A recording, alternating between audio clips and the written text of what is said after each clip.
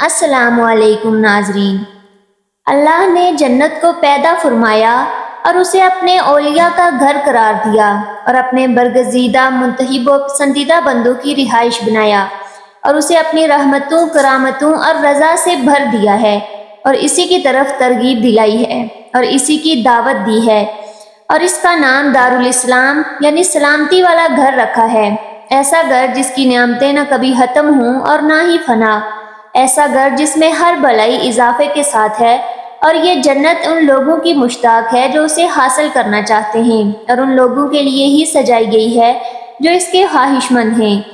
اور قرآن و سنت میں کئی مقامات پر اس کی صفات، نعمتوں کا تذکرہ ہوا ہے۔ اس میں رہنے والے بڑے سعادت مند ہیں اور اس کے وارث بہت ہی کامیاب ہیں۔ ابو ہریرہ رضی اللہ تعالیٰ عنہ سے روایت ہے کہ اللہ کے رسول صلی اللہ علیہ وآلہ وسلم نے ارشاد فرمایا، اللہ تعالیٰ نے فرمایا، میں نے اپنے نیک بندوں کے لیے وہ کچھ جنت میں تیار کر رکھا ہے جسے نہ کسی آنکھ نے دیکھا اور نہ ہی کسی کان نے اس کے بارے میں سنا اور نہ ہی کسی انسان کے دل میں اس کا تصور آیا۔ ایسا گھر جس کے مناظر شاندار اور روشن ہوں گے، اور اس کا صحن بہت ہی خوبصورت ہے اور تعمیر بڑی عمدہ ہے، اور اس میں ایک اینٹ سونے کی اور دوسری چاندی کی ہے، اور اس کی دیواروں کا گار انتہائی تیز کستوری کا ہے، اور اس کے پتھر ہیرے اور موتی کے ہوں گے، اور اس کی مٹی زعفران کی ہوگی۔ جو بھی اس میں داخل ہوگا نعمتوں میں ہوگا اور پریشان نہیں ہوگا اور ہمیشہ رہے گا، موت نہیں آئے گی، نہ اس کے کپڑے پرانے ہوں گے اور نہ ہی اس کی جوانی ختم ہوگی۔ اور سب سے پہلے ہمارے نبی اور سردار محمد صلی اللہ علیہ وآلہ وسلم ہی جنت کا دروازہ کھٹکھٹائیں گے، تو ان سے خازن یعنی جنت کا پہرے دار کہے گا کہ آپ کون ہیں؟ وہ جواب دیں گے، محمد صلی اللہ علیہ وآلہ وسلم۔ تو وہ کہے گا کہ مجھے حکم دیا گیا تھا کہ آپ سے پہلے میں کسی کے لیے بھی دروازہ نہ کھولوں، اور جنت کے 8 دروازے ہیں، اور جنت کے دروازے کے 2 پٹ کے درمیان اتنا فاصلہ ہے جتنا کہ مکہ اور ہجر کے درمیان یا مکہ اور بصرہ کے درمیان ہے۔ اور پہلا گروپ جو جنت میں جائے گا وہ 14ویں کے چاند کی طرح روشن ہوگا، اور جو لوگ ان کے بعد ہوں گے وہ آسمان کے سب سے زیادہ چمکدار ستارے کی مانند روشن ہوں گے۔ جنتیوں کو قضائے حاجت کی ضرورت ہی نہیں ہوگی اور نہ ہی بلغم اور تھوک آئے گا۔ ان کے کنگھے سونے کے ہوں گے اور ان کا پسینہ کستوری کی طرح خوشبو والا ہوگا، اور ان کی عود دان عود ہی ہوگی، اور ان کے درمیان نہ کوئی اختلاف ہوگا اور نہ ہی بغض۔ ایک انسان کی مانند سب ایک جیسے ہوں گے، آدم علیہ السلام کی طرح 60 فٹ لمبے اور 7 فٹ چوڑے ہوں گے، اور صبح و شام اللہ کی تسبیح کریں گے۔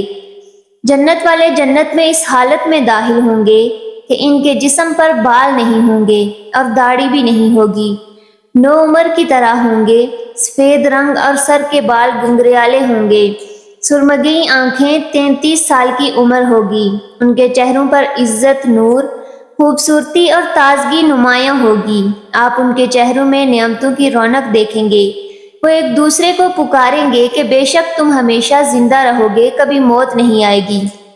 اور تندرست رہو گے، کبھی بیماری نہیں آئے گی، اور ہمیشہ جوان رہو گے، کبھی بیماری نہیں آئے گی، اور ہمیشہ نعمتیں ملتی رہیں گی، کبھی ختم نہیں ہوں گی۔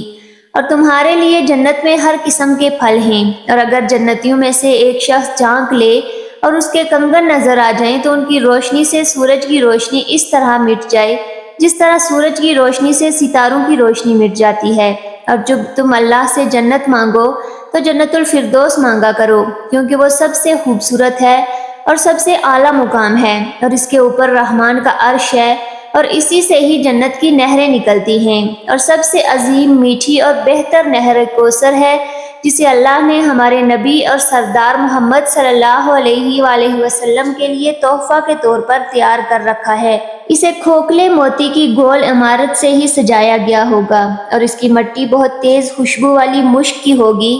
اور اس کی کنکریاں بھی موتی کی ہوں گی۔ اس کا پانی دودھ سے زیادہ سفید اور شہد سے زیادہ میٹھا ہوگا۔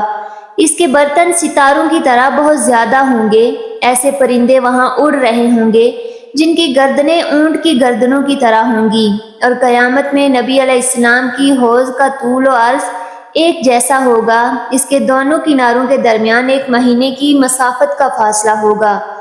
یا اتنا فاصلہ ہوگا جتنا صنع اور مدینہ کے درمیان ہے۔ اس میں جنت سے 2 میزابیں بہہ رہی ہوں گی، جن سے اہل ایمان سیراب ہوں گے، اور جو ایک مرتبہ اس سے پانی پی لے گا اسے کبھی پیاس نہیں لگے گی، اور اس سے وہ لوگ دور کر دیے جائیں گے جنہوں نے اس دین کو بدل دیا، تبدیل کر دیا اور نئی باتیں گھڑ لی۔ اور جب جنتی جنت میں چلے جائیں گے تو جنتیوں میں سب سے کم درجہ والا شخص آئے گا، اس سے کہا جائے گا کہ جنت میں داخل ہو جاؤ۔ وہ کہے گا کہ اے میرے رب، کیسے، جبکہ تمام جنتی اپنی اپنی جگہوں میں جا چکے ہیں اور اپنی نعمتوں کو بھی حاصل کر چکے ہیں۔ تو اس سے کہا جائے گا کہ آپ کا کیا خیال ہے، اگر آپ کو وہ سب کچھ مل جائے تو دنیا کے کسی بادشاہ کے پاس ہوتا ہے؟ وہ کہے گا میرے رب میں راضی ہو گیا۔ اللہ فرمائے گا یہ تو تمہارا ہی ہو گیا، اور اس کے ساتھ ساتھ اس جیسا، پھر اس جیسا، اور پھر اس جیسا، پھر اس جیسا۔ تو 5ویں مرتبہ وہ کہے گا کہ میرے رب میں راضی ہو گیا۔ اللہ فرمائے گا کہ یہ بھی تمہارا اور 10 گنا زیادہ بھی تمہارا، اور وہ سب نعمتیں تمہاری جو تمہارا دل چاہے اور تمہاری آنکھوں کی ٹھنڈک ہو۔ وہ کہے گا کہ میرے رب میں خوش ہو گیا۔ اور جو سب سے بلند مقام والے جنتی ہیں ان کے بارے میں اللہ فرماتا ہے، یہ وہ لوگ ہیں جن کا جنت میں بھیجنے کا میں نے ارادہ کیا، ان کی میزبانی کو میں نے اپنے ہاتھ سے تیار کیا ہے اور اس پر مہر بھی لگا دی ہے، جسے کسی آنکھ نے دیکھا نہیں، کسی کان نے سنا نہیں، اور نہ ہی کسی انسان کے دل میں اس کا تصور آیا۔ اور جنت میں ایسا درخت ہوگا کہ اس کے سائے میں 100 سال تک سواری چلتی رہی، پھر بھی اس کا سایہ ختم نہ ہو۔ اور مومن کے لیے جنت میں ایسا خیمہ ہوگا جو ایک ہی کھوکھلے موتی کا ہوگا، جس کی لمبائی اونچائی 60 میل کی ہوگی۔ دوسرا مومن ان کے پاس آئے گا لیکن وہ ایک دوسرے کو نہیں دیکھ سکیں گے۔ اور اگر جنتی خاتون زمین میں جھانک لے تو آسمان و زمین کے درمیانی خلا کو روشن کر دے اور اسے خوشبو سے معطر کر دے، اور اس کے سر کا پردہ دنیا اور اس کی نعمتوں سے بہتر ہے۔ اور جنت میں کوئی کنوارا نہیں ہوگا۔ اور اللہ عز و جل جنتیوں سے فرمائے گا، اے جنتیوں، وہ کہیں گے اے ہمارے رب، ہم حاضر ہیں اور تیری عطا کردہ سعادتوں سے بہرور ہیں، اور ہر بھلائی تیرے ہاتھ میں ہے۔ وہ فرمائے گا کیا تم سب خوش ہو؟ وہ کہیں گے ہمارے پیارے رب، ہم خوش کیوں نہ ہوں، حالانکہ آپ نے تو ہمیں اتنی نعمتیں عطا کی ہیں جو کسی کو عطا نہیں کی۔ وہ فرمائے گا کیا میں اس سے بھی افضل چیز آپ لوگوں کو نہ دوں؟ وہ کہیں گے کہ اس سے بڑھ کر کیا چیز ہو سکتی ہے؟ وہ فرمائے گا کہ میں اپنی رضا آپ لوگوں کے لیے جاری کر رہا ہوں، اور آج کے بعد کبھی آپ لوگوں سے ناراض نہ ہوں گا۔ کتنی ہی عظیم نعمتیں ہیں اور کتنا ہی بہترین اکرام ہے، اور سب سے عظیم انعام اور سب سے بڑی نعمت اللہ تعالیٰ کے چہرے کو دیکھنا ہے، جس کے سامنے تمام نعمتیں چھوٹی ہوں گی۔ جریر بن عبداللہ رضی اللہ تعالیٰ عنہ فرماتے ہیں کہ ہم اللہ کے رسول صلی اللہ علیہ وآلہ وسلم کے پاس تھے تو انہوں نے 14ویں رات کے چاند کی طرف دیکھا اور فرمایا، آپ سب جس طرح اس چاند کو دیکھ رہے ہیں اور اسے دیکھنے میں سب کو اکٹھا ہونے کی بھی ضرورت نہیں، اسی طرح اپنے رب کو اپنی آنکھوں سے دیکھیں گے۔ اور جنت عدن میں اللہ اور جنتیوں کے درمیان صرف کبریائی کی چادر حائل ہے جو اس کے چہرے پر ہے، اور پکارنے والا پکارے گا، اے اہل جنت، بے شک اللہ کے پاس تمہارے لیے ایک وعدہ ہے جسے وہ پورا کرنا چاہتا ہے۔ تو وہ کہیں گے اللہ تبارک و تعالیٰ نے ہمارے میزان کو بھی بھاری کر دیا، ہمارے چہروں کو بھی منور کر دیا، ہمیں جنت میں بھی داخل کر دیا اور آگ سے بھی بچا لیا، اب کون سا وعدہ باقی ہے؟ اللہ تعالیٰ اپنے حجاب کو ہٹائے گا اور وہ اس کی طرف دیکھیں گے، اور ان کی جتنی بھی نعمتیں اللہ نے دی ہوں گی ان سب سے زیادہ پسندیدہ نعمت یہی ہوگی کہ وہ اپنے رب کو دیکھتے رہیں۔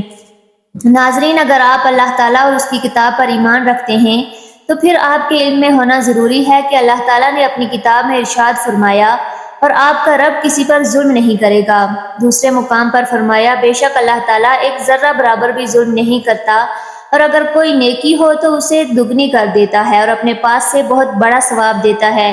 اللہ تعالیٰ نے اس شریعت کو مردوں اور عورتوں کے لیے برابر نازل کیا ہے۔ قرآن کریم میں جہاں بھی مردوں کو خطاب ہے وہیں عورتوں کو بھی ہے، اور جہاں پر حکم میں مردوں کو خطاب کیا گیا اس میں عورتیں بھی داخل ہیں، الا یہ کہ کوئی ایسی دلیل ہو جہاں پر مردوں اور عورتوں کے درمیان فرق کیا گیا ہو، مثلا جہاد اور حیض اور ولی کے احکام میں فرق ہے، اور یہ کہ آخرت میں عورت کو جنت میں کیا بدلہ ملے گا، تو اس کے متعلق آپ کے لیے ذیل میں کچھ آیات اور احادیث پیش کی جاتی ہیں۔ سلمہ رضی اللہ تعالیٰ عنہ نے نبی صلی اللہ علیہ وآلہ وسلم کو کہا، اے اللہ کے رسول، میں نے ہجرت کے معاملہ میں اللہ تعالیٰ کو عورتوں کا ذکر کرتے ہوئے نہیں سنا۔ تو اللہ تعالیٰ نے یہ آیت نازل فرمائی تو ان کے رب نے ان کی دعا قبول فرما لی کہ بے شک میں تم میں سے کسی کام کرنے والے کے کام کو خواہ وہ مرد ہو یا عورت ہرگز ضائع نہیں کرتا۔ تم آپس میں ایک دوسرے کے ہم جنس ہو تو وہ لوگ جنہوں نے ہجرت کی اور اپنے گھروں سے نکال دیے گئے اور جنہیں میری راہ میں ایذا اور تکلیف دی گئی اور جنہوں نے جہاد کیا اور شہید کر دیے گئے، میں ضرور اور لازمی ان کی برائیاں ان سے معاف کر دوں گا اور یقیناً انہیں ان جنتیوں میں داخل کروں گا جن کے نیچے سے نہریں جاری ہیں، اور یہ اللہ تعالیٰ کی طرف سے ثواب اور اجر ہے، اور اللہ تعالیٰ کے پاس ہی بہترین ثواب ہے۔ ابن کثیر رحمۃ اللہ علیہ اس آیت کی تفسیر میں فرماتے ہیں کہ اللہ تعالیٰ کا فرمان ہے کہ ان کے رب نے ان کی دعا قبول فرما لی، یعنی ان کے رب نے قبول فرما لیا، اور اللہ تعالیٰ کا یہ فرمان کسی کام کرنے والے کے کام کو ہوا وہ مرد ہو یا عورت ہرگز ضائع نہیں کرتا۔ تو یہ اس قبولیت کی تفسیر ہے، یعنی اللہ تعالیٰ نے انہیں خبر دیتے ہوئے یہ کہا کہ وہ تم میں سے کسی کے عمل کو ضائع نہیں کرے گا، بلکہ ہر عمل کرنے والے کو چاہے وہ مرد ہو یا عورت اسے انصاف کے ساتھ پورا پورا بدلہ دے گا۔ اور اللہ تعالیٰ کا یہ قول تم آپس میں ایک دوسرے کے ہم جنس یعنی تم سب ثواب میں برابر ہو۔ اور اللہ تعالیٰ کا فرمان اور جو مرد اور عورت بھی ایمان کی حالت میں نیک اعمال کرے تو یہی لوگ جنت میں جائیں گے، اور ان پر کھجور کی گٹلی کے سوراخ کے برابر بھی ان پر ظلم نہیں ہوگا۔ ابن کثیر رحمہ اللہ نے اس آیت کی تفسیر میں فرمایا ہے، اس آیت میں اللہ تعالیٰ کا اپنے بندوں چاہے وہ مرد ہو یا عورت ان کے اعمال کو قبول کرنے میں اللہ کا احسان اور اس کا کرم اور اس کی رحمت کا بیان ہے، لیکن اس میں شرط یہ ہے کہ بندے مومن ہوں اور انہیں اللہ تعالیٰ یعنی جنت میں داخل کرے گا اس پر پورا یقین ہو، اور ان کی نیکیوں کے بارے میں کسی ایک پر نکیر کے برابر بھی ظلم نہیں ہوگا۔ اور نکیر کھجور کی گٹلی کے سوراخ کو کہتے ہیں، اور فرمان ربانی ہے جو بھی اعمال صالحہ کرے اگرچہ وہ مرد ہو یا عورت لیکن ہو مومن تو ہم اسے یقیناً نہایت بہتر زندگی عطا فرمائیں گے، اور ان کے نیک اعمال کا بہتر بدلہ بھی انہیں ضرور اور یقینی طور پر دیں گے۔ ابن کثیر رحمہ اللہ اس آیت کی تفسیر میں فرماتے ہیں کہ اللہ کی تعالیٰ کی طرف سے اس شخص کے لیے یہ وعدہ ہے جو نیک اعمال کرے اور وہ عمل کتاب اللہ اور نبی صلی اللہ علیہ وآلہ وسلم کی سنت کے مطابق ہونے ضروری ہیں، اگرچہ یہ عمل مرد یا پھر عورت کے ہوں، اور اس کے دل میں اللہ اور اس کے رسول پر ایمان ضروری ہے، اور پھر یہ عمل جس کا اسے حکم دیا گیا ہے وہ اللہ تعالیٰ کی طرف سے مشروع ہے، اس کی بنا پر اللہ تعالیٰ اسے دنیا میں اچھی زندگی مہیا اور اسے اس کے عمل کا آخرت میں اچھا بدلہ دے گا، اور اچھی زندگی ہر اعتبار سے راحت پر مشتمل ہے۔ ارشاد باری تعالیٰ ہے، جس نے گناہ کیا اسے تو اس کے برابر ہی سزا ملے گی، اور جس نے نیکی چاہے وہ مرد ہو یا عورت لیکن ہو مومن تو یہ لوگ جنت میں جائیں گے اور وہاں بغیر حساب کے روزی پائیں گے۔ جنت میں جانے والے مرد عورتوں پر پراگندہ خیالات و خواہشات سے پاک کر دیا جائے گا،